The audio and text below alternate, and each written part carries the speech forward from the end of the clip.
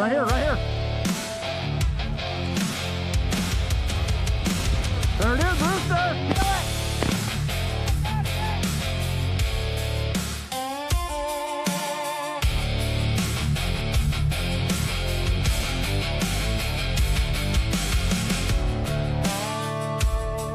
There's no doubt about it. Okay, I'm going to start this and we'll get rolling.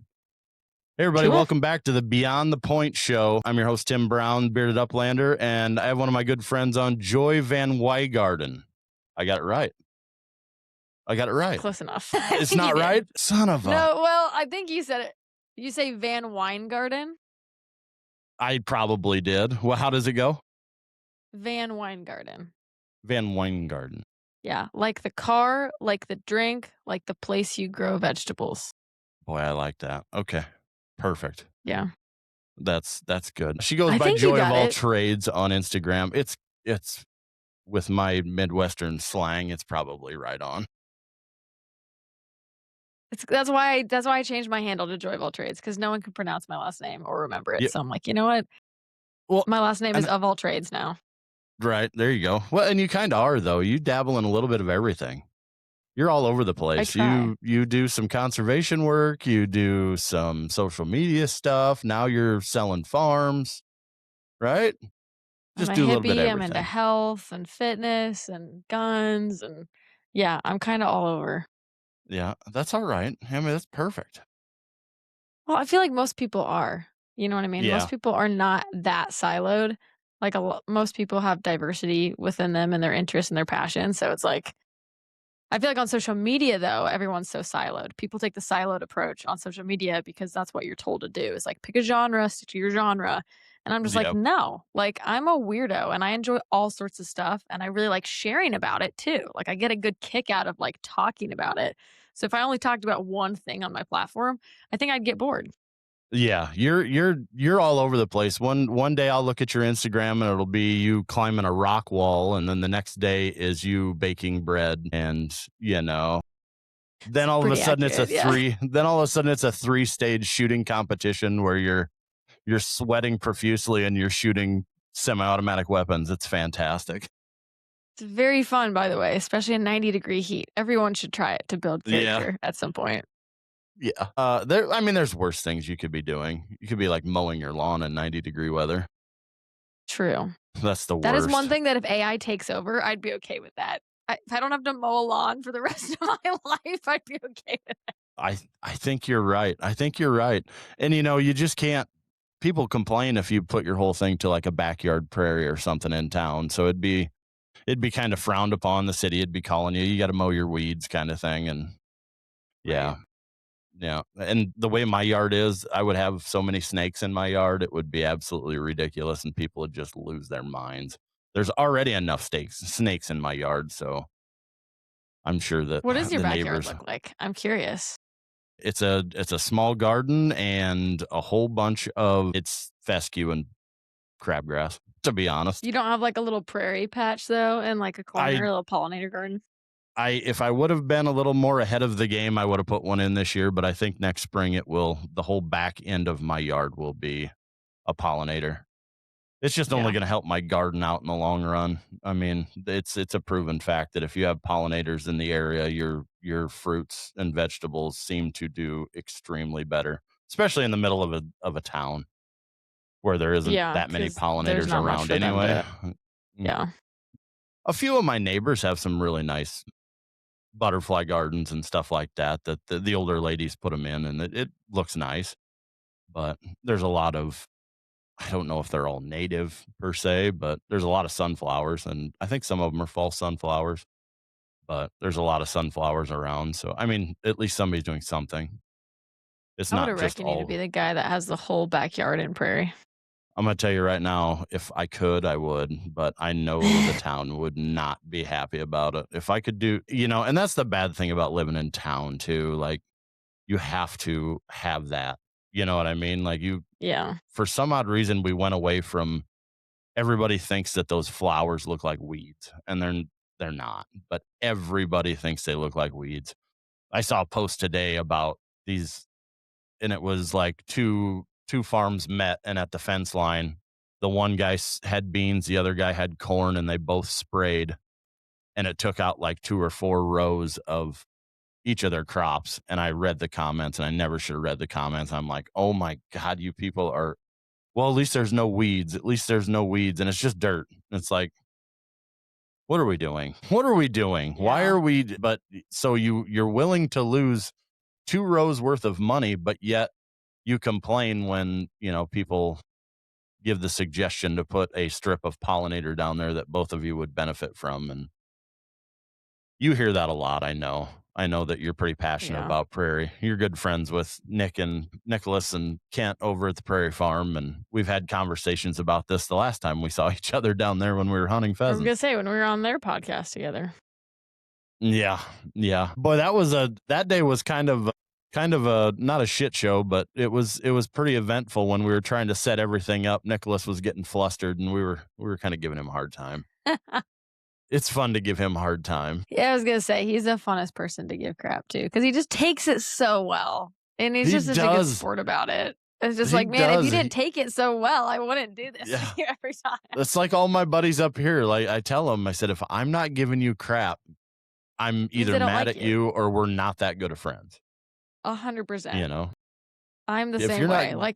That's how you know I won't like you. Unless I'm giving you crap, like, I want to be able to tease you. That's like my love language. I need to be able to give you shit. Yep. And I need to have it thrown back at me. I mean, if you want to give me crap, 100%. I'm going to take it just as much as you're going to take it, Yes.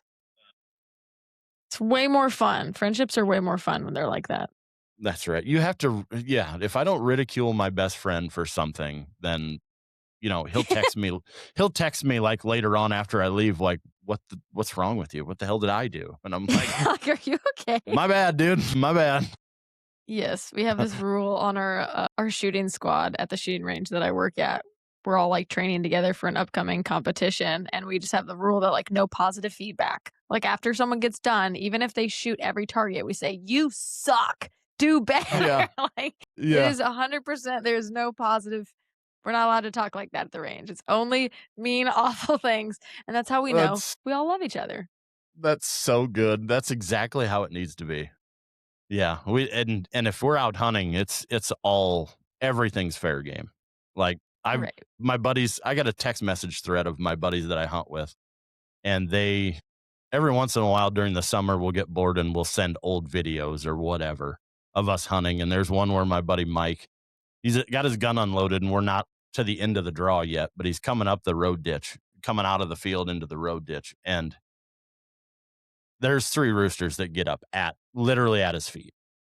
And he's spinning around in a circle, and he doesn't have any shells in. So I am just, it was nonstop. I'm just, because I have my GoPro on, I have it on all the time. And I am just ridiculing him up and down, just giving him so much crap. And I still bring it up to this day. Like I ask him every time we come out of the field, Mike, you got gun loaded? You good?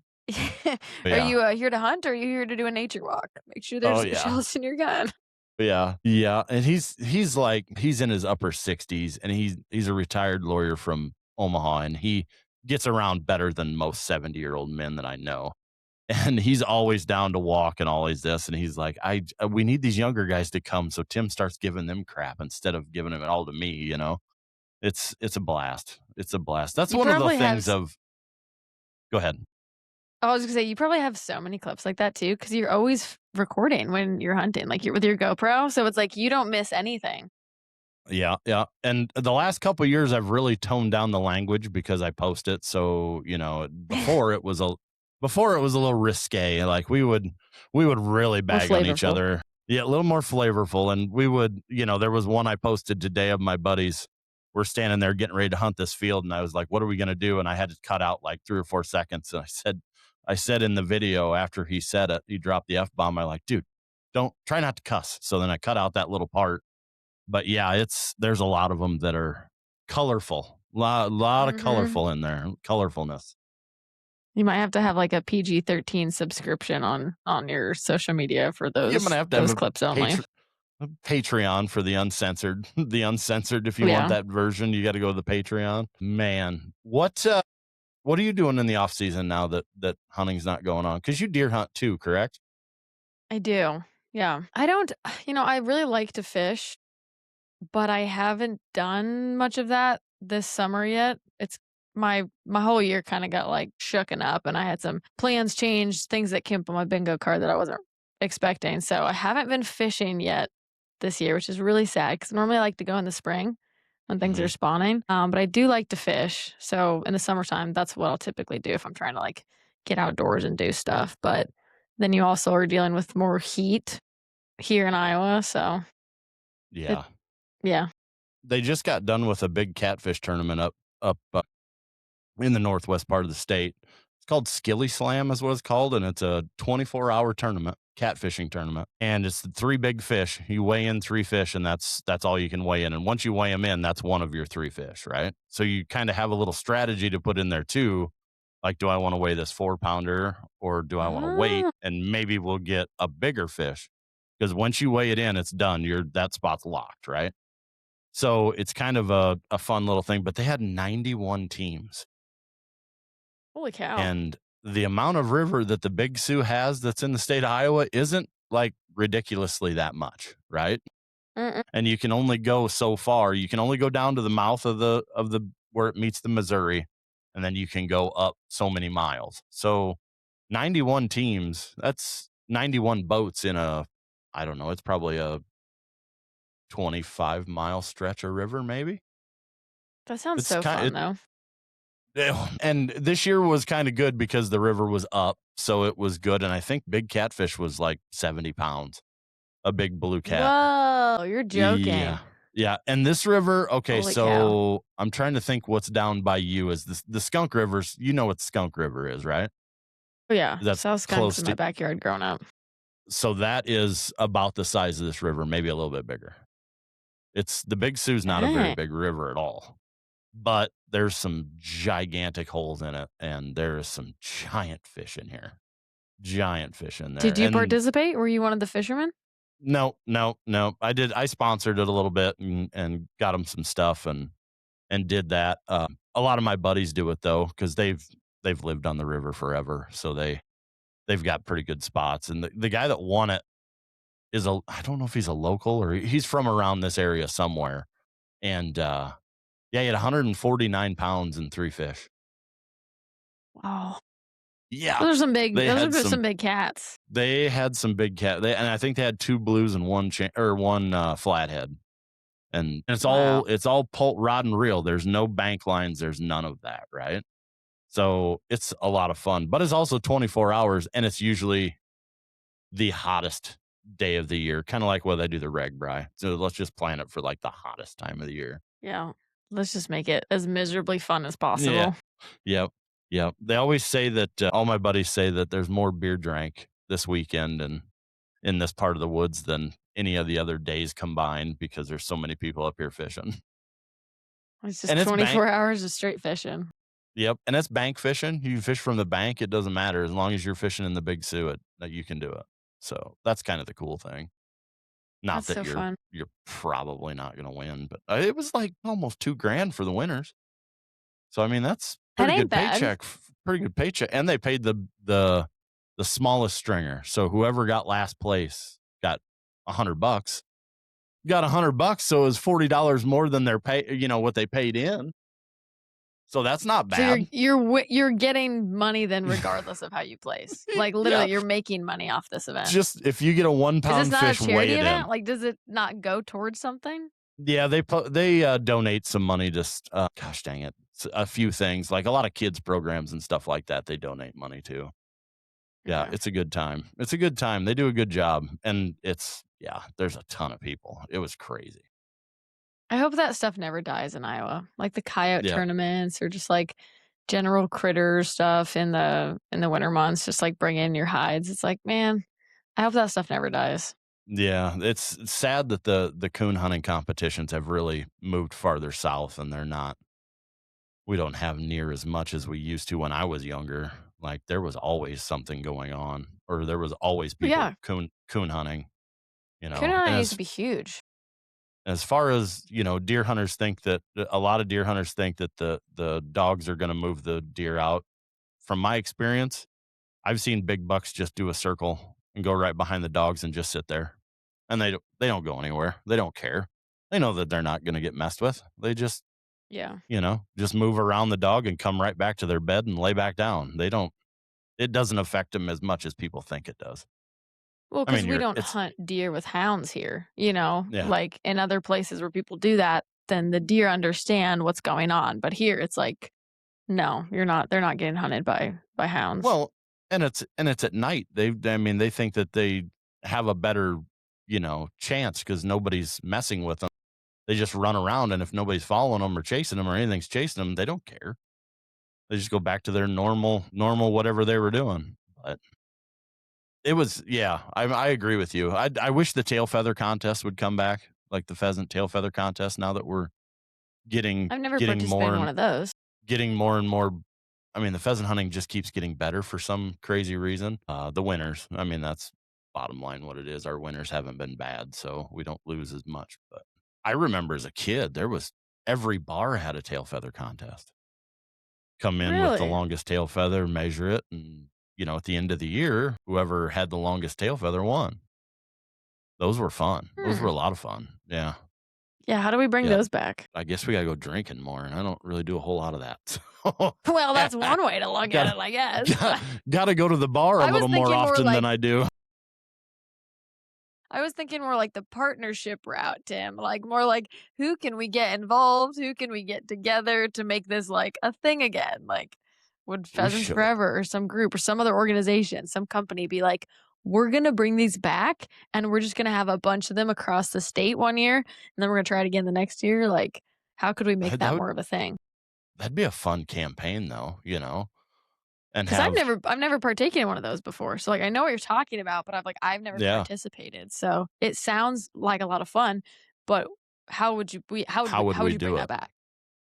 Yeah, I mean, it always happened at bars, but I guess you could do it kind of that way and have, like you pick out a certain bar in each area and you go to them and say, "Here's the sheet. If anybody brings it in, this is what." They got to measure it and do all that, or somehow have check-in stations. You know what I mean? Because Yeah. when you get into competitions like that, and if it's winning for money or if it's winning for prizes, you have to find a way to keep everybody honest as much as you possibly can. Right. Because some Because people I will just be mean, dirtbags. yeah, and you just don't want somebody to bring in a tail feather. Like I've got a rooster that I'm looking at right now that he's got 30-inch tail feather on him that I killed in 1995. I mean, you got to make sure that they're not just pulling one out of something that's old or something that's come from a game Right. farm kind of thing. You'd want it to Yeah. be a wild bird or whatever, but it would be fun though. Even if it's just like you get a free membership to something, or you win a Right. box of shells or something, or like whoever wins gets a nice gift basket. That would, yeah, we might have to look into that and see what we can do. And then at the end of the season, everyone like gets together at the bar or the VFW or whatever that local joint is and Yeah. just like celebrate the season. Yeah. Yeah. Even if you did it like localized, like you had one in this area, then you had one down in central Iowa, one down in southwest Iowa, just had them start out small and then see what happens, and hopefully it catches on, right? Right. Because Yeah. everywhere does I mean, it's Iowa, so everybody's doing, the buck contest, the big buck contest. Like my brother's work, they go down and each year you pay whatever it is, $50 and you get in on the pool, and whoever has the biggest deer takes the whole thing, right? Right. But that's how it used to be with pheasants back when I was a kid. Because the deer were here, but they weren't like they're not like they are now, to where everybody wants to come to Iowa to shoot a deer. Even though in my neck of the woods, what do you think about that? Let's talk about that a little bit. The new zones for deer and antlerless and all of that. Have you looked at any of that lately? No, I'm like, explain to me what you're talking about. The new zones. So yeah, there's Let new me look it zones. up. So up by me, I think that's zone A, and down the rest of the state is zone B. I do. Okay, would this be on the DNR's website? Yeah, it should be on the. Come on, you stupid thing. Work here. We're doing an interactive. Ooh, I see it now. Iowa has two zones for resident deer hunting, zone A and zone B. Because which county are you in? It's by Woodbury County up that way. Okay. Come on, you stupid thing. Yeah, so like we have to. I don't want non-resident. I want. Yeah, so we have. They're given like 50 any-sex tags. First come, first serve. Otherwise, your other license has to be your only license can be a buck tag up in my neck of the woods. Mm-hmm. Or they're given 100. I'm sorry, I read the wrong county. But if you want to go hunt, it's non-resident. I don't want non-resident. I want resident. But if you want to go hunt, say you live down where you're at and you want to come to the Los Hills to shoot your other deer, because you get 2 buck tags, right? You get an archery or you don't have that luxury. If you pick one in zone, whichever one's the rest of the state, then your other one has to be, if you want to come up there, it's buck only, and you have to pick a different season than the season that you're hunting. Like if you get a gun tag in your area, your other tag, if you wanted to come to the Los Hills, has to be an archery tag. Archery. And that's it. Yep. Yeah. Yeah. Or if you live in Are my you neck of saying the woods. Los Hills? You're a local and you're saying Los? Yeah, I've always called it that. I like to buck the system. It's like, wait a second. I've called them the Los Hills, and you're actually a local. And I'm like, you're saying it differently. I'm like, am I saying it wrong this whole time? No, it's kind of the way that everybody that lives in Louisville says Louisville. I call it Louisville, and it just pisses people off. So I just kind of go against what everybody else says. I thought I was hearing you correctly. I'm like, is he saying Los? Yeah, I call them Los Hills. It just makes me happy to say it that way because it's not right. Like I don't really call bison either. I call them buffalo just because it's not what everybody likes to hear. You know what I mean? That one always gets me. I always correct people when they say that. I'm like, buffalo are from Asia. And that's the reason. That's the reason that I do it, because I like to instigate, see who I annoy. Yeah. And also see who's educated, because a lot of people do call them buffalo. And I'm like, Yeah. They're actually bison. They're actually bison, but man, it feels good just to say buffalo. But did you see that the white baby bison died at Neil Smith? I saw that. Dude. Did they ever say what it was? They said they were investigating it, but I haven't heard more about it. I haven't heard either. But I mean, bison are so cruel. It could have been something as simple, and I genuinely hope that it was something like this. I really hope it wasn't like foul play, because that would be really crappy. But I'm assuming it was just, with it being different in general, like as soon as they show weakness or, like the genetic likelihood of that baby bison existing is very low. So it makes me think that there were some other genetic issues potentially with it that could cause it to be quote unquote weaker. And then as soon as the other bison calves can recognize that, they kill each other, right? Like I've seen those videos before where people will shoot a bison, and then as soon as that bison starts going down, like the other bulls almost take care of it because they're like, oh, it's weak, let's kill it. And it's like, yes, Mother Nature is not as sweet and kind and gentle as so many people make it out to be that way, right? Exactly. Yeah, so I'm kind of guessing maybe that's what happened with that white bison, but gosh dang, that would have been so cool for like not only conservation, but Neil Smith from a tourist standpoint. I mean, that would have brought in some numbers of people. So that's what sucks. It's like, it's such a cool facility. It's such a cool place to visit. I loved going there as a kid. And I think it would have brought so many more people to that park, just having that unique creature being born there. They need it down there with what, everything down there. They definitely could use the bump in tourism. That's for sure. Like the herd that we have up here that I always take pictures of, they are as wild as they could be. They do not like you being around them. They do not like the guys that work them being around them. And then when they work them, they've told me that, and the conservation guys, they've told them that like every once in a while there'll be one that shows up that no ear tag, 5 years old or so. Just there's so many acres that they can't physically find them all. And he goes, well, we got like 350 ish, bison in this field. Yeah, it's 2,800 acres. It's that broken kettle grasslands. It's the largest remnant that we have in the state in one chunk. Really? Yeah, you need to come up here and see it. It's pretty impressive. That sounds beautiful. Like It's honestly, it's so impressive that okay, there's 2,800 acres in one fence, and they And just it's have actually all remnant? it's all remnant. Everything's remnant. I mean, there's That's creepers that come insane. in. There's creepers that come in and all that. But that 2,800 acres, those buffalo or those bison, I'll do it for you just because I like you. Those bison, those bison have that thing the way that it probably has always been. Like, you look across the road to where there used to be a Girl Scout camp there, and the hardwoods have taken over everything except for the tip top of the hills, right?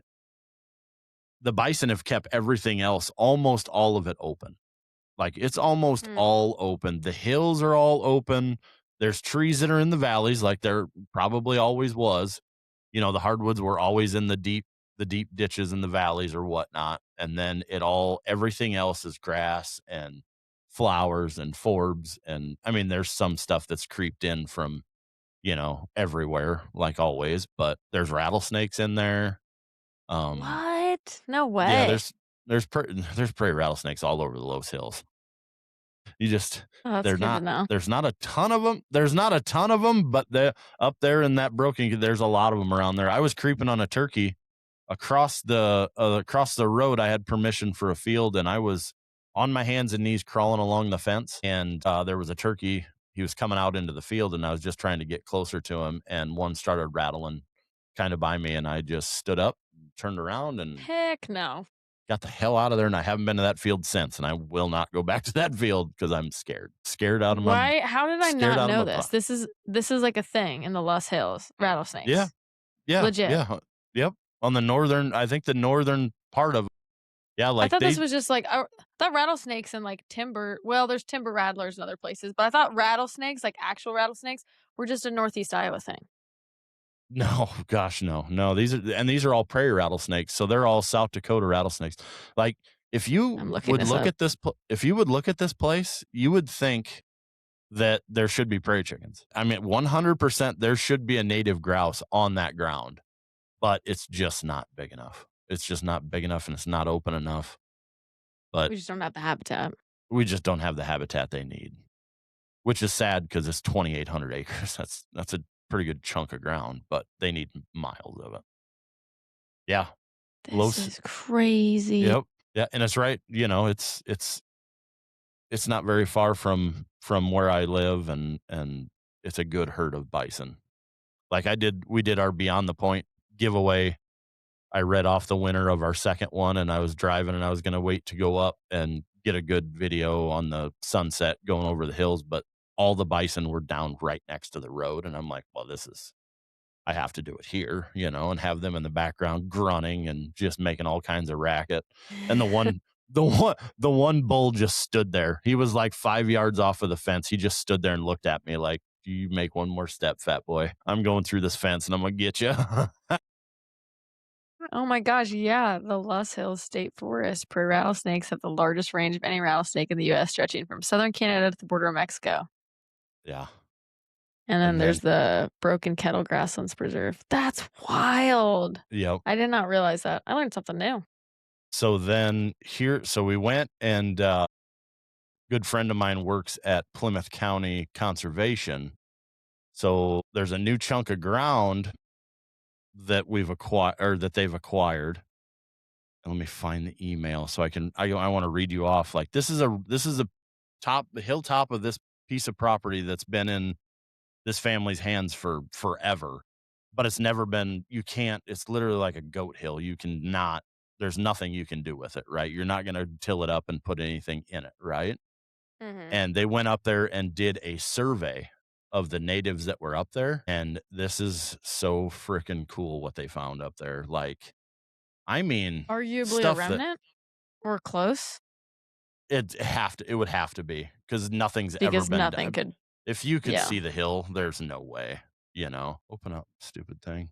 But it is really impressive what it is. Come on, why aren't you opening up? There it is. So they found 50 different plant species in this small chunk that they did of it. There's a lot of eastern red cedars that they instantly started like tearing, cutting them down because they took a chainsaw up there the next couple days. and they instantly started cutting them down. They had a few different sedges that they didn't know what they were. And then like the tops that, because they're trying to get a grant for this, right? To Mm-hmm. keep it, to pay for it or whatever. So there's a Missouri milk vetch. And when they told me like Missouri milk vetch, like it's not like a really big, they didn't think that it would be as thick as it was up this far. I guess it was like big patches of this stuff. And then they had white prairie clover, silky aster, dotted blazing star, lead plant, rough blazing star, showy goldenrod, skeleton weed, scarlet guara. I've never heard of that before. Purple coneflower. Then they had a 9-anther prairie clover that was like a 10 on their, however they do like the grading scale of these things. And the guy that was doing it was from the college in Sioux City. And he said those two, that and the Missouri milk vetch will probably get you like the grant, those two plants No in that. kidding. Yeah. Like I was Just like, because they're so holy rare to find anymore in nature. Yep. Yep. So Wow. they didn't find any cactus up there. I was really hoping they'd find some cactus up there. Oh, yeah, because you guys got cactus up there. Yeah, I was hoping they'd find some because You guys are just I so found some different. on it's the hills are so weird. I found some while we were turkey hunting on a public piece down closer to Sioux City. I've found it up there on the tops before. Really? It's just a different kind of dirt. It really is. It's just different. It's crazy. It's awesome though. Like, and that's the thing. Like the whole premise of this beyond the point thing is like to get out and to enjoy it and not be like just worried about shooting birds. You know what I mean? Like, Right. oh, my dog's got to be this perfect at all this. And like everybody turns to a robot. It's like, no, Mhm. just stop for a second and look out at what you're walking through and just let your child imagination run wild a little bit. You know what I mean? Like you No, should that's what walk I over, do. you should walk over this hill and see 10,000 bison walking or walking through that prairie. It's like, why would you? My mind goes there all the time. And that's the same thing with the Los Hills. Like, what is this? What should I see Right. over the next ridge? You could stand like where we're at, you could stand there because Lewis and Clark came all the way up past where I live on that river. Like what, you know, standing on top of this ridge, Mhm. looking down at that river and seeing them in a canoe down there. Crazy would that be, I think we are missing in cinema a extremely well done long series, like Game of Thrones style well done of that expedition. Because I think, have you read the book Undaunted Courage or listened to it No, at all? I need to. Put it on your Undaunted list. Courage. Really? Undaunted Courage. It's probably the most popular book about the Lewis and Clark expedition. I listened to it on audiobook. Thank you, Kent Boucher. He made me do it. It's like a 30 some hour audiobook, I'm pretty sure. If it's not that, it's pretty close. Like it is a very long audiobook, but it just totally Undaunted what? yoinked Undaunted Courage Courage. by Stephen Ambrose, I believe. But it totally just yoinked my like prior mindset about what that expedition actually was because the book is both a story and written documents of the people that were on the expedition. So they pretty much have all the diaries and journals from everyone on the expedition. I think there was like 2 that they didn't have when this book was put together. So they insert these excerpts from these guys' journals, Lewis and Clark included, throughout this story. So you're like reading about the story, and then all of a sudden you'll get like an excerpt of like Lewis talking about the natives in this one tribe and what they were doing and what they were wearing. And then the fact that there was an elk that just like came up to them really close in the timber and they just like stopped and stared at each other for a while. Like it just blew my mind how crazy of an event that actually was for Thomas Jefferson to be like, yeah, we're going to send all you guys out here. We know there's natives. We know there's some this. We know there's some that, but we really don't know what's out there. But you guys go on ahead. I'll see you in a few years and like just bring back things. Tell me, trade. We want all the information. And obviously, there was a lot of political gain from it too, just from trade with the Indians, because I think the French fur traders were kind of like owning that part of the industry, and Yeah. Americans being Americans, right, we're like, no, actually we want a piece of that pie. So of course there was like political accolades to be gained from the expedition. But just in general, It was not the storybook that we got from public school. Like, I don't know what you remember your teachers telling you about Lewis and Clark, but I'm reading this book and I'm just like, well, that was a lie. Like, that's Yeah. not true at all. Like, there's some weird stuff too that was happening during this expedition. I was like, oh, this book is not a PG book.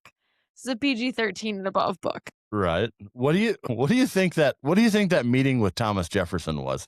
He just sits down and he's like, all right, guys, crazy idea here. What do you guys think about this? Okay, but really interesting there too. The way the book starts is it kind of explains Meriwether Lewis as a boy, and him and Jefferson were friends. I don't remember when they Really? became friends or when they got introduced to each other, but it wasn't just like they met each other and then Thomas was like, "I think you'd be great for this." Like Meriwether Lewis lived with him, I think, for a part of his life. Like Really? they were friends before he became president. I'm pretty sure. Don't quote me on that. But that was interesting to learn too. It's like, yeah, he wasn't just some sergeant that he's like, "Oh, let's just pick this guy because he's qualified." He knew him. They had a relationship and they had Right. talked about this and then Right. they had agreed upon it and they had gotten all these other soldiers and sergeants and other people that were more qualified to go on this trip. But no, they were friends. Dude, that's crazy. See, now this is where I want okay, so this is where my mind goes when we're talking about this. Like you said public school, like this is where I want technology to go. Like when I'm a young kid and they can like figure out what interests me, like everybody's got a history class, right? You got to do a history class. Well, why not like focus on what they are hyper interested in and do the history class around that stuff and teach them that stuff with a broad scope of general history also, but like key on the stuff that really piques the kids' interest. Like maybe we can get, at some point we have robots that will do that kind of thing, that kind of thing. But like that's why I think that a lot of kids don't just necessarily have ADHD. They're just not challenged and they're not interested in what crap you're Right. talking about. Yeah. I Like couldn't tell you if this a would have lick been of, my yeah, if this would have been my class in history class, I would front row. I wouldn't be trying to yeah. take a nap. I would be interested the whole entire time. Right.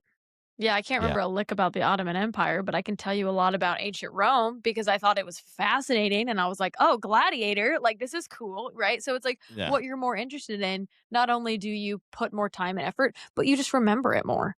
Which Yes. and I agree with you too. We should have a general understanding of history because I think it's really important that we have an overarching understanding of the peaks and valleys of history over the last several centuries. Hmm. But if you are more interested in certain things more than others, lean into that, right? Because, like, Yeah. you could become a historian then in that genre alone, in that time period, in that war, whatever it may be. And that stuff is really important. Like, Yeah. I remember when I had I used to do some work for Kent and Nicholas at the Prairie Farm podcast. And when I had just started with them, I traveled with them to Omaha to the Lewis and Clark Museum, I believe. I don't know if it has a different name, Oh no, but they no. sat down with two of the individuals there, and it was just so fun. It's like, this is someone's job. Someone fell in love with this story. Someone fell in love with this expedition and the history of this really cool event that happened in American history. And now their Hmm. life is dedicated to it, like in their career. And I'm like, that's really cool. Like, if you didn't know that much about this story, though, children wouldn't have that option, right? If you never Right. learned about it in public school to the depths that we're talking about now, I mean, how many people could be really interested in certain things and they just don't know it because they were never given the opportunity? Right. Yeah. And that like one of my friends, Steve Olenschlager, he should have went to school to be the new prairie chicken guy. He knows more about prairie chickens and he's never done anything with the bird except raise them and he learned from the guy that was the prairie chicken guy. Like was the most I can't remember his name, but like that's all he dedicated his life to was scientifically studying the prairie chicken. And Yeah, Steve, that's his. that was Steve's mentor and he's like, I should have probably done this as a job instead of what I do now because he's the only guy I know that has prairie chickens. I know he's got the largest captive breeding facility in the country. And then he's got rough grouse that is one of the most successful too. And then he's pretty much every upland bird he's got that he grows in 2 acres worth of pens and gives the eggs and the chicks to research facilities or somebody that's doing studying on the birds and all of this, and or other breeders that need new stock in their stuff. But it's like when he's gone, what's going to happen? There's not going to be anybody, Right. when Who that will when succeed them him? when them people are gone from this, we're like, what are we going to have? I mean, I think we're seeing it now Yeah. in a lot of We're things. losing generations of wisdom. And it sounds like such a cliche book quote, but it's really terrifying when you think about what happens when we lose that wisdom. Yeah, I mean, just think of the even food that we've probably missed out on from baking and whatnot with everything that goes on Oh, in the yeah. world now. I think about that You with fermented foods because yes, everyone used to ferment foods. And now people look at me weird when I tell them, like, yeah, I'm letting this bacterial thing happen on my counter so I can then eat the food because it's good for me. And people are like, what? And I'm just like, yeah, but this is what we used to do. Refrigeration is not yeah, even 100 years old, around 100 years old. Like, think about that. yeah, What do you think we did with our vegetables after we harvested them? What do you think we did with meat when we didn't have refrigeration or freezers or like all that stuff? Like, we had salt. We had ways to preserve food. We had fermentation. Like, yeah, we had all yep. this stuff, but But nobody wants to. No, I mean, everybody's like, well, can't you just drive down the grocery store? Well, yeah, right now we right. can. You can, but what are you going to do when you can't? What are you going Exactly. to do if Or something also just happens? like the health components of it Yes, because it's always easier to just drive to the grocery store, but is driving to the grocery store and just buying whatever's on the shelf what's best for you? Is it going to keep you healthy? Is it going to keep you from getting ill? Like there's so many exactly. components of it that people don't recognize. It's like I don't just ferment to be a weirdo. Like I promise you. I do it for Right. other reasons that improve how I feel and how I look and all those different components. Right. What's the thing that people are putting in their drinks? I had it for about a year and then Creatine. my my stash died out. No, it was the live organism that you put in, like, what's the name of it? Is it I would Shilajit? no, it's like a little it's has eggs and stuff too, and you gotta like sift it, but it's like a liquid. So you feed it like milk and then Oh, what? kefir. Yes. Yes. Yes, I make that too. Yep. Yep. And there was definitely a benefit to it for sure. Oh, yeah. You know, I lost your camera, but that's all right. No. See if I can fix it. Yeah, and it was definitely I felt better when I was up with my friends up there in North Dakota, and so I just kept it going, and then I ran out of it, and I never went and got more. I probably should have, but Because you and I gotta might keep it get back on alive. that. Yeah, you have to, and there's really like not a lot of taste to it, so it's not like it's gonna be a bad thing. What happened? No, and I would flavor mine. Well, yeah, I put strawberries in there and everything and made it halfway decent, right? Sorry, I'm trying to fix my camera because I don't know what's Yeah. going on. Either. EOS webcam utility, it says. Let me try. I can hear that stupid echo again too. No, you're joking. No, but I'll be able to get it out when I'm editing it. But what about seasons coming up? There we go. There you are. My back. Okay. I Yep. just plugged it Yep. and plugged it back in. Genius. It's amazing. It Technological savvy genius. 20 minutes to get mine to work right the first time. We're both boomers, Tim. Don't We're even both say that, Joy. I don't tech want to be. boomers. That's a whole Yeah, different no, topic thank we could God I'm not probably a get boomer. on. I'm We're sorry. not Like gonna. I have so many boomers that I do love, but I'm really not gonna miss them that much when some of them are gone. I hate to say it. Sounds rude, but like there's just a brainwashing of that generation that has been so crazy to watch growing up. So on my social medias, if my dog doesn't hold point to their satisfaction, they're the only ones that comment.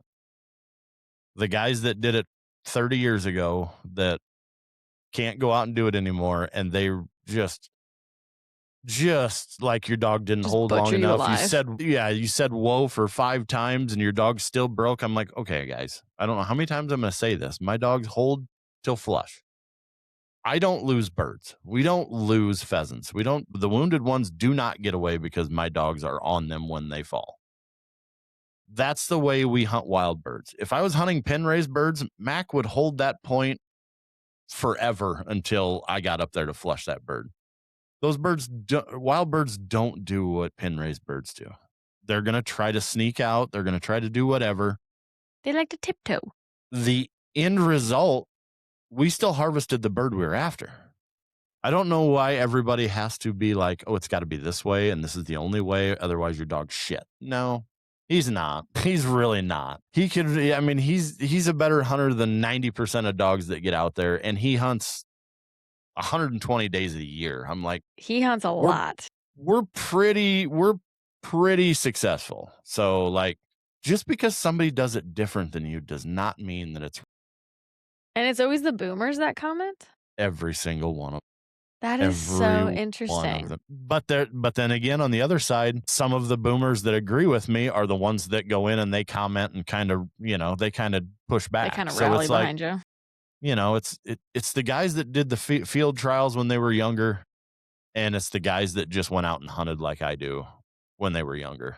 There's definitely two different groups of them, and I just let them battle it out. The boomers are also retired, so they have nothing to do but like watch videos of someone else and just critique it till all get out. It's like, that's fine. Do nothing with your life in your retirement, I guess. And I like it either way because it just boosts my algorithm. So just keep on commenting. Just keep on going. Yeah. It's fine. I love it when people get in comment wars, and I'm just like, I don't even know what you guys are talking about, but like now my reel is doing really good. So thank you. I'm going to start putting math problems on my stuff because, oh my God. I'm gonna quiz questions. Trivia. I'm gonna post a carousel with a video of me shooting a bird, and then I'm gonna put like multiplication, division, subtraction, and adding in the same carousel and see how many comments I get just to see. You should really try that. Actually, let me know how it goes. Oh my God, that's all the feed is anymore, is people doing all of that and then getting 25 different answers. Like, how do you get 25 different answers? I can see you get one or two different ones, but not 25 different ones. Man, yeah. And sometimes people that are on the internet just shouldn't have access to the internet. There's just a group of people where I'm like, you shouldn't have access to this. Yeah. But it's part of the fun, and it's what we do. And it's like, you know what? We couldn't do what we do if it wasn't for people like that. Which is just the truth. So like at the end of the day, it's like, I am not at all complaining. I am laughing about it because I find it humorous, but no complaints are coming from my direction about some of the stupidity of individuals on the internet. No complaints. And at any point, anything that you say is not going to affect my life. So it's like, you can say whatever you want. And if you're nasty about it, I just delete you and block you. It doesn't really matter to me. Oh yeah.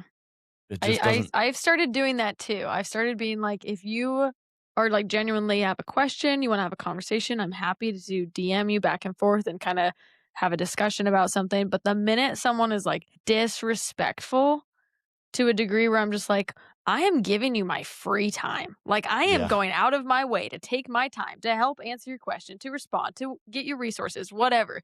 The minute you disrespect me, I'm like, why am I doing this?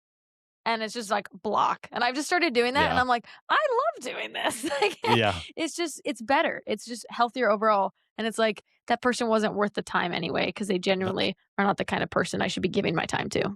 And that's all they really want is the reaction, right? They don't want you to just go. Yeah. They don't really just want you to like go away. They want you to comment back so they can fire something else back. And it's like, no, it's really not worth my time to even bother. And, or even not in like a public setting, like in the comment section, even just on the DM side, like if someone DMs me with a question or something, they're like, hey, I saw you post this. I want to talk about this. I'm happy to go back and forth. Right. But don't think because you can hide behind a keyboard that like that allows you to disrespect me because you'll never maybe meet me to my face.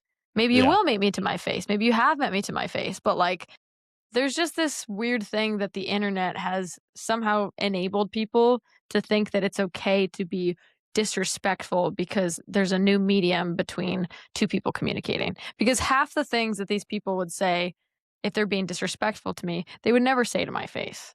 And that's why it's like, it doesn't bother me when they say it, because I'm like, you would never say this to my face. You're willing to say it over Messenger, but it's still just disrespectful. It's like, I don't need to put up with this or spend my time, No, no, and entertaining this. I'm just gonna get rid of it. I mean, Mike Tyson said it best when this all started coming out. Like, there's just not enough people getting punched in the face. He's like, people are keyboard warriors because they're just not getting punched in the face like they would have been before.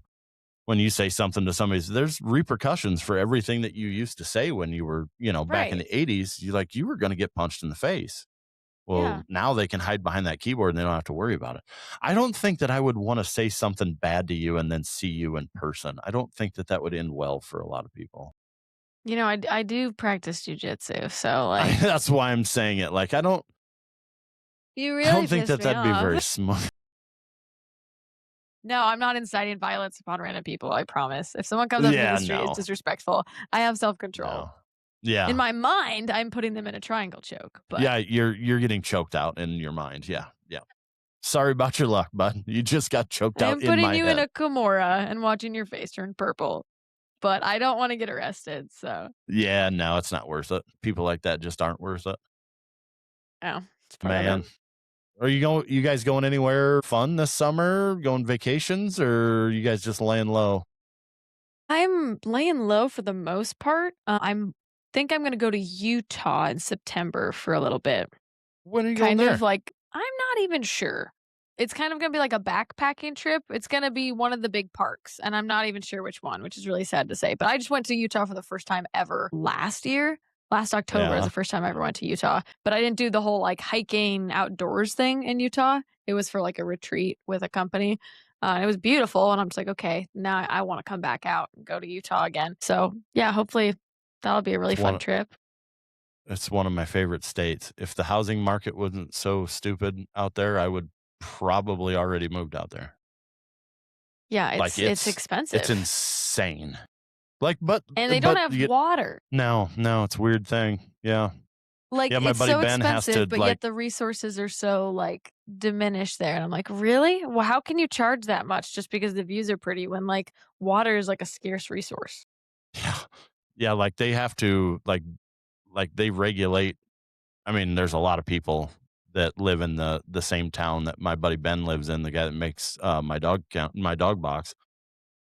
He has to not water his yard, or they're like Right. strict regulations of watering their yard. And I looked at him, I'm like, why didn't you just plant all buffalo grass then? Why didn't you plant something native that it'd be fine? I mean, it wouldn't be as Right. green as what your Kentucky bluegrass is, but you wouldn't have to dump all the water on there. He's like, well, if I would have done that when I bought the house, or if they would have done that when I bought the house, I said I probably would. And I'm like, I get it. It's I'm expensive. amazed they Buffalo even let grass them is water their expensive. lawn. A lot of places, it's very regulated, and they say like, don't water your lawn. But how are you going to keep, you know, 500,000 people from watering their lawn? I guess What a you're gonna have. waste. It's horrible. It's horrible You know out what I there. And mean? then And the fires that they just had there? so the fireworks thing that the people out there are attuned with that to like, okay, because I was out there for the 4th of July. All right, 4th of July, nobody's going to the mountains and letting fireworks off. Nobody's going anywhere near the mountains to let fireworks off. We're going to keep it all controlled in the city. That way it's not going to get out into it. And there was blocks. It was like this is the only section where you can literally have fireworks. And everybody out there that I saw was pretty good with it. Like they were keeping it all very localized. But boy, when you go up to the mountains and you look down and watch those fireworks shows, it's pretty cool. It was pretty cool, Yeah. you know. Dude, if I were But there, I don't think I'd wanna light off fireworks anywhere other than a lake, to be honest, just because of how dry things could be. I'm just like, I don't wanna risk it. I don't and wanna do even that. even that anymore, the lakes, most of them are so dry that the edge is closer than you think it is. It's crazy. It's an issue for sure. But man, oh man, it was gorgeous out there, and the mountains did get some much needed rain. We were impressed with how many grouse we saw when we were up in the hills. We did a couple walks because we're going up there in September to hunt, and did a couple walks and just wanted to see what the landscape looks like. Fingers crossed, no fires and no sheep will get grazed up there. But the grouse numbers were extremely good. They had really good moisture for the last Hmm. 2 months. So But their season opens in September? yeah, September 1st. Interesting. Yep. Yep. You can shoot blues or rough grouse up there in the mountains. And a blue grouse is like a rough grouse on steroids. They're just gigantic, and Really? they're amazing to eat. If you get a chance to go, that's why I was asking you, because I'm going to be out there from the 10th to the 16th or Okay, 17th that's or something literally like that. actually those might be the exact dates I'm out there. I'm not even joking with you. Well, Let me look really quick. I'm an old woman. I have an old school planner. I write everything out. I'm gonna be there that's from the 13th to the 17th. yeah. We'll talk after we get done recording. We'll talk about where we're going to be, and if you're in that area, come hunt with us, because That's hilarious. we have a winner of our first giveaway. Was we're going to do a hunt in Utah. And, when we started this Beyond the Point thing, with all the sponsors and everything we have, the only thing I was worried about was like the winter of Utah. You kind of have to be able to be in the mountains a little bit. I mean, we're going to hunt 9,000 feet and up. Yeah. And I'm just thinking, like, it's my luck. We're going to draw like an 85-year-old dude. And he's not gonna be able to do it, right? I'm sure that everybody that gets in that really wants to do it, but they're like, physically he cannot do it. Right. You We can drew want to the do something, but if you're not capable of doing it, then we it drew the becomes a name. hazard. We drew the name, and it was Steve from Washington State, and he was 79 years old. And then No. I looked at his Instagram and his Facebook. Yeah, he lives in Washington State, and he scales those mountains and goes and hunts Idaho. And I'm like, all right, now I'm gonna be the guy lagging behind. I'm gonna be the Like I'm gonna he'll be be the fine. He'll be fine. 84-year-old man. But yeah, That's so funny. we dodged a bullet on that one, so that was good. But yeah, he's gonna come hunt with us for 2 days, and we have a thing at Shields we got to go do, and hang out at the Shields store there in Salt Lake, and it'll be a Oh, fun. fun. We're gonna actually do a sporting. We did one when I was out there 4th of July, and we're gonna have another one that everybody will be able to come hang out. We'll have a food truck up there, and everybody can eat. We're just gonna shoot sporting or 5 stand, and everybody just have a good time and try to outshoot us, and we'll have things for everybody to win and all kinds of stuff. We had a pretty good turnout the last time, and we barely did any like pre-planning advertisement for it. So this time we're going to do it. Yeah, you're going to be up there at the exact same time. So if you're in that That's area, you hilarious. might as well just come on along and go with, because Yeah, it'll be we're a gonna blast. have to circle up after this. For sure. But yeah, are you going to, do you guys have your own ground that you deer hunt in Iowa? Or do you? Like my family does, but it's not great deer hunting ground. Like if you want good deer hunting ground, we have other farms that like we have just permission on that will hunt in Sure. southern Iowa. Yeah. Are you one of the crazy few that go that first week of October? Or do you? I will be for no Will you other really? reason than the weather is great. I'm not freezing. That's true. I am full on no shame associated with this statement. I'm a fair weather hunter. If I am freezing and or miserably cold, I'm not having fun. So like I love hunting in October. Like if I can pattern a deer or just get out and do something, like I love it. It's so fun because I'm not freezing. As Right. soon as we get into like the November months where it gets like bitter cold and it's like can be really good hunting, but it's just like my bones start to hurt. I'm Yeah. like, I can maybe go out for a little bit, but then as soon as I'm not having fun, I'm like ready to just go back to my truck. I'm like, we're not having fun anymore. Like I'm having Yeah. fun up until I'm not. I have no I'm with shame you. associated with it. I have trouble. I used to deer hunt a lot, and I have trouble sitting in a tree stand. I get so bored by just waiting. And there's deer around all the time, but it's I don't know why it's boring to me. And then if by chance it happens, a rooster will cackle, and then all of a sudden my mind just switches, and I'm like, all right, I wish I had my dogs and I was going after him instead of this. So I just kind of hung it up, and I don't go do it anymore. I don't know why. My brother and my nephew are giant deer hunters down in southern Iowa, and I have no desire to even go. Everyone's would got much their rather do different this. flavor of autism. It's okay. We just own it. It's bad. It's a bad addiction, that's for sure. It's all What do you how do? you experience the outdoors too. Like I think even just So I'm 28 years old, and even just from when I first started hunting, like when I went on my first ever pheasant hunt, I was a teenager. I was like probably 13 or 14 with my uncle. Like even just the progression of how you enjoy the outdoors, I feel like kind of changes and depending on what phases of life you're in. Because I can also imagine when I'm a mom someday, there's probably going to be other different ways that I'm going to enjoy nature or have preferences into what I want to do. Maybe a different kind of hunting or maybe fishing will be way more fun because it's like, oh, I can do this with my kids and, it's the summertime or whatever. So I think life just kind of ebbs and flows too. And you kind of just, yeah, things change. Like some people are crazy, crazy deer hunters at first, and then they get bitten by the Western bug. And then all of a sudden they're like, dude, I don't care about deer. I want to hunt, I want to go elk to or I want to hunt elk and mule deer sheep or, and yeah. yeah, like I think I think we're all kind of like evolving in our appreciation for the outdoors and like what interests us. So, Yeah. Yeah. I would agree. And like I caught myself while we were out there too. Like after hanging out with Kent and Nicholas, I caught myself out in the mountains, like taking pictures of flowers and keeping track of what I saw. And I'm like, okay, this one looks like a something that we have here, but it's a different color. So I'd look it up and yeah, it was the mountain variety of the same kind of flower, but I'm like, okay, now I'm straight up now I'm nerd a stuff prairie right now. fairy. Now I'm yeah, now I am a nerd for this stuff and that's all. I'm going to be picking flowers as I'm up there grouse hunting and I'm going to miss a grouse cuz it flies by my face. But you're Ugh, sniffing the roses, man. You're just like t- taking it all in. That's I great. want it to be all natives all the time. I wish it would. I mean, the CRP that we planted is coming along. It's got a lot of weeds and I just have to remember that like okay, it's gonna fix itself. Yep, Everything's give it there. time. It's gonna fix itself.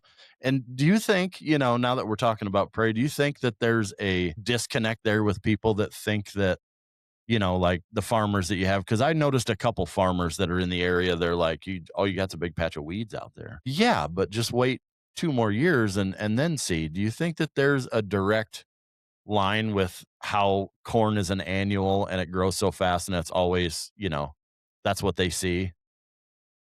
And then a prairie is so dirty and they think it's weeds. You know what I mean? Like they want it right now instead of being patient. I don't know if it's as much that or if it's more that in the summer months, the ditches start to slowly get full of natives. Not all the time, but a lot of times you'll see, oh, there's a compass plant and there's a coneflower and there's, gray-headed coneflower, whatever, that I think people just associate like ditches contain weeds.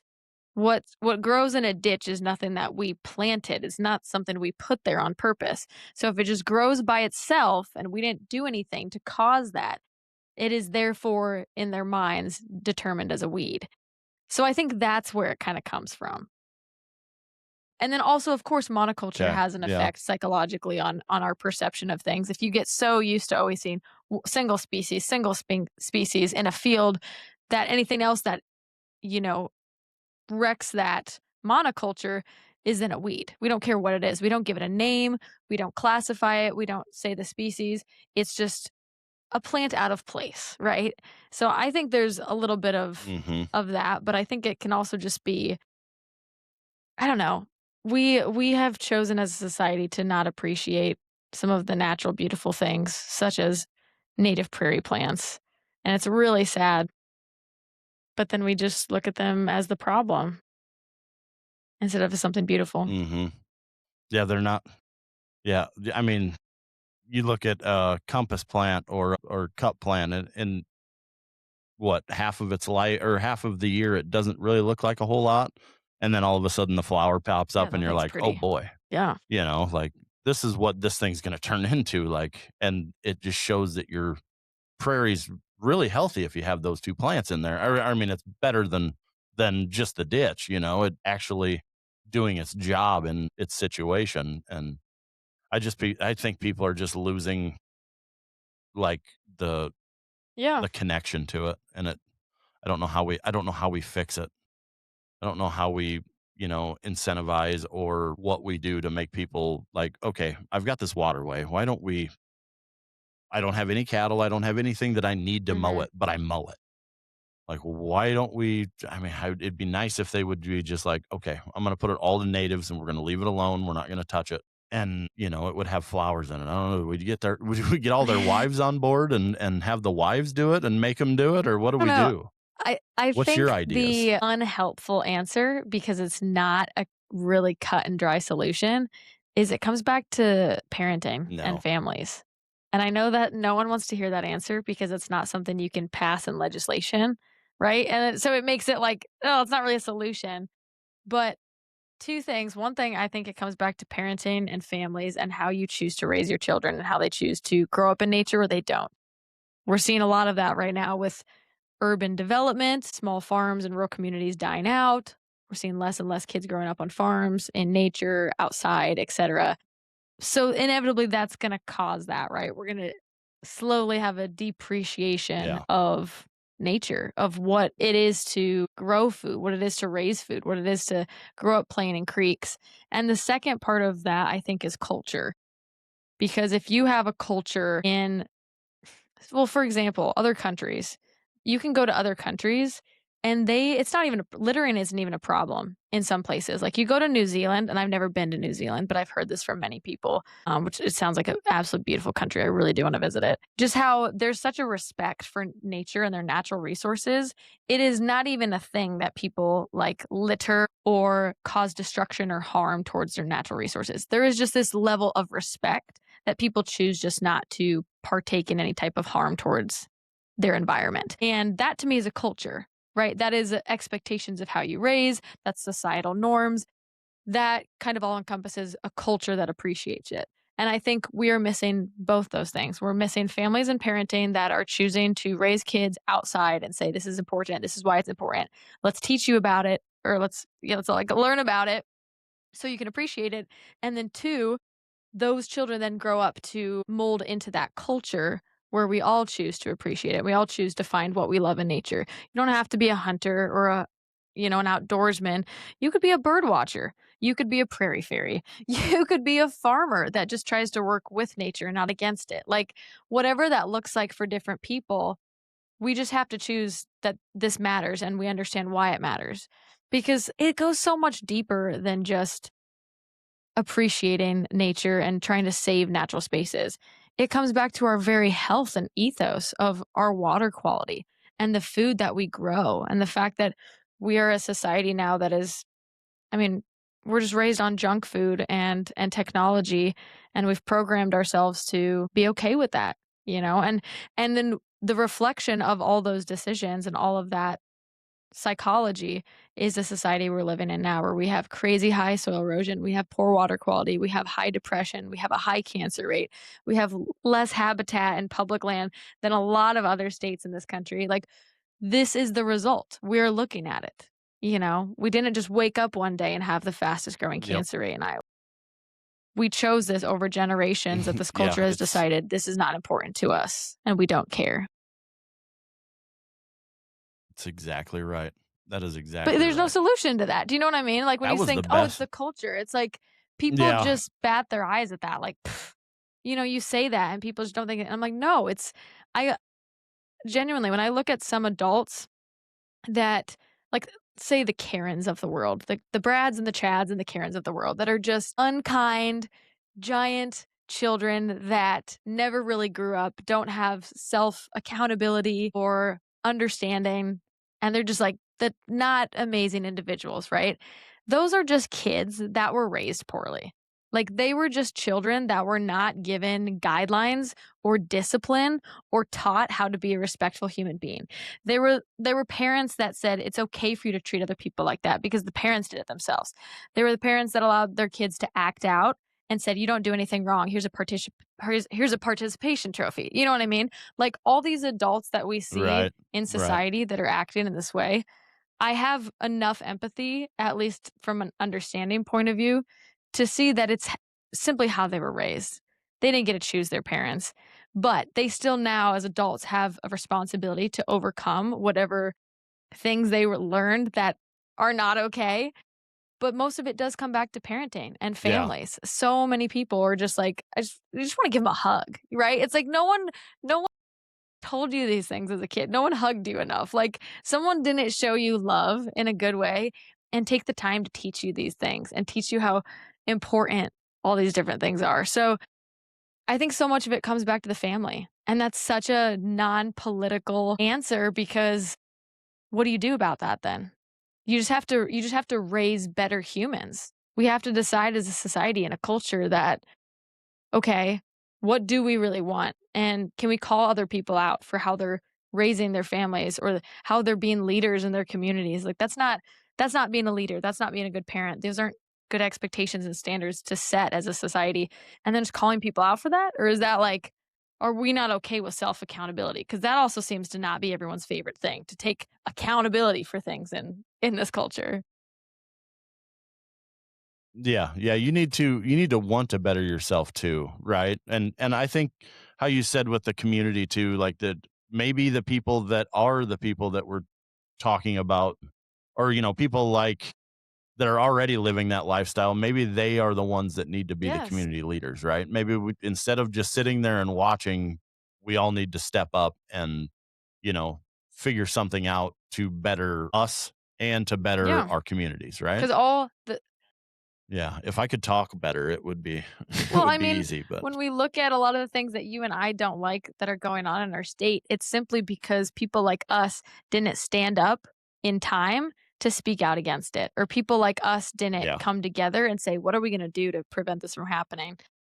You know what I mean? And sometimes it's politics and But sometimes it's yeah, not. and it's just yeah, well, and that's the thing too, like, a ton of people that I know are like, "Well, what good's it gonna do? Nothing's gonna change anyway." Until we Yes. change it, right? Until we change it, it's never gonna change. You're exactly right. But why don't we fricking change it then? You know? There's enough of us that can probably get stuff done if we really, really wanted to.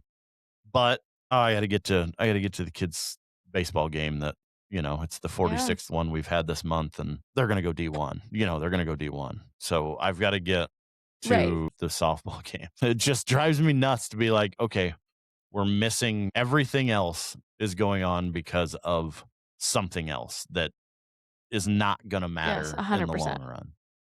Like there's things that we're going out and doing that is not gonna make any difference in the long run of how we live and what our state's gonna Yeah. gonna be.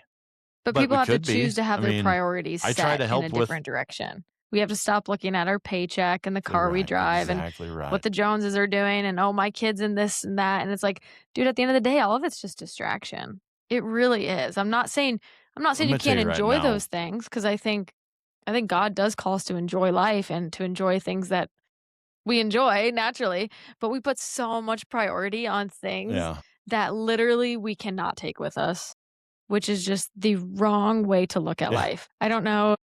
I was reading Ecclesiastes the Yeah. other day. If you're like Ecclesiastes, it's a very short book. It's a very easy read. You could literally do it right before bed.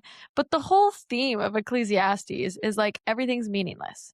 It repeatedly says that phrase throughout that book of the Bible. It's all meaningless, like the wind.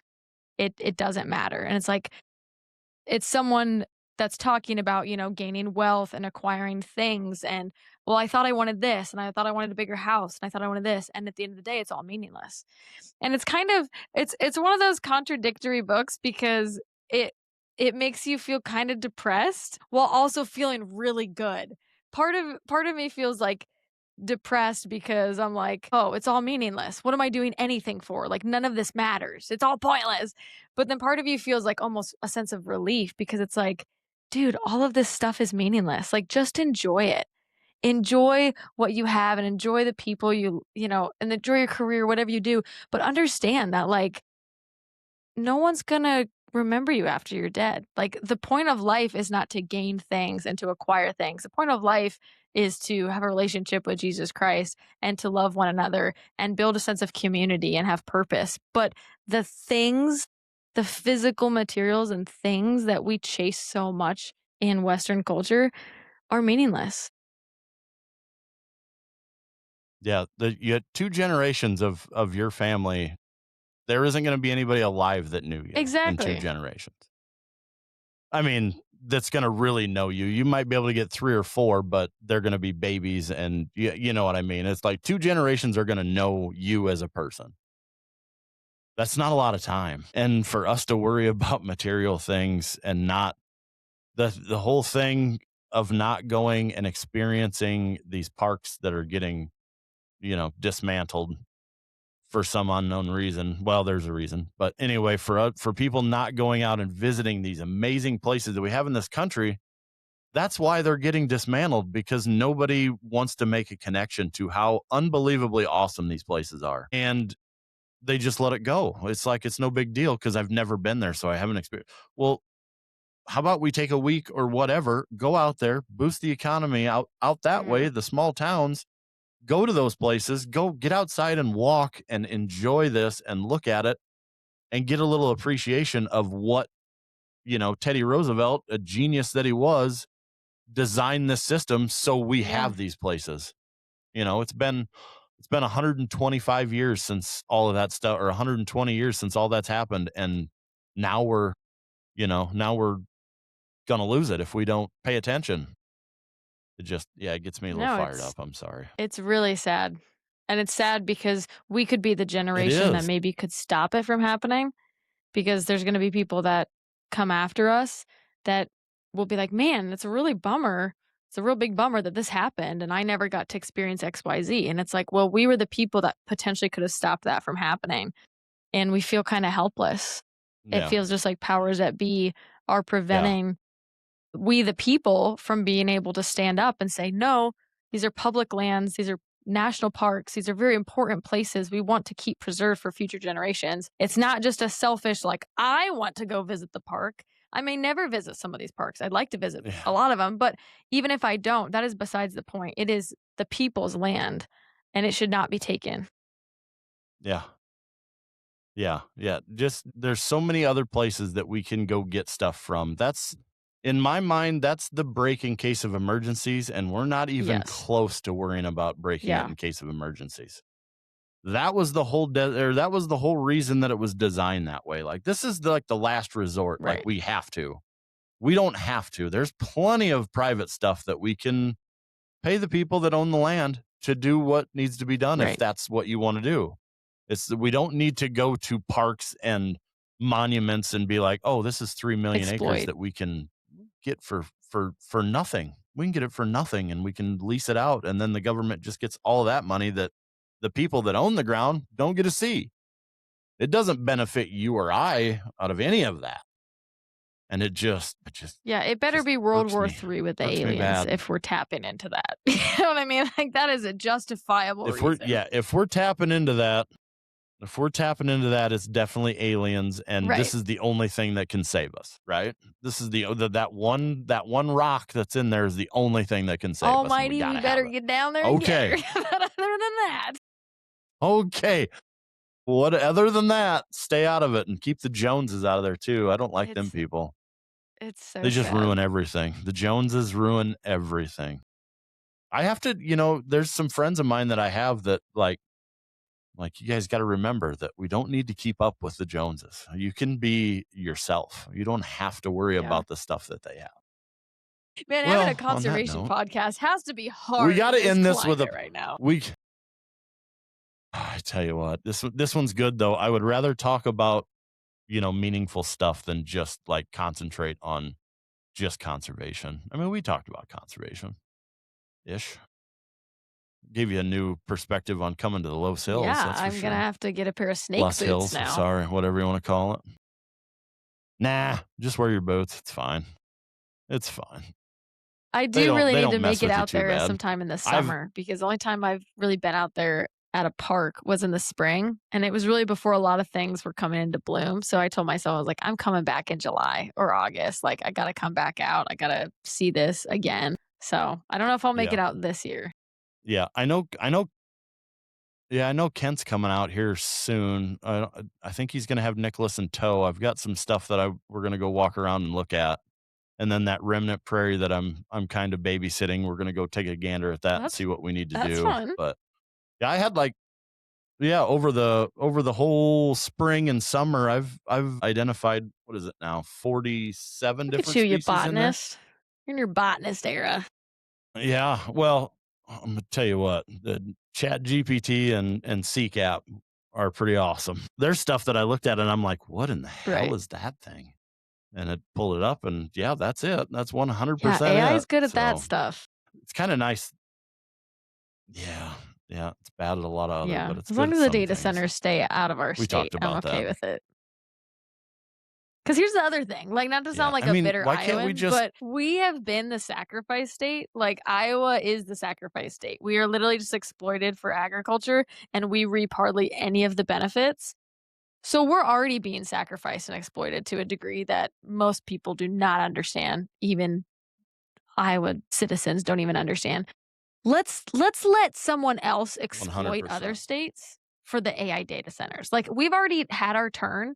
Maybe let's let another state just get exploited to crap and see how they feel. See what happens to their water, see what happens to their resources. Like, can it just not be us? Because it's been us for the last 50 years, right? It's just slowly been getting worse and worse. And I'm like, Well, and maybe a different state needs to take their turn, and then we can see what happens and see if it destroys them and they become the flyover state.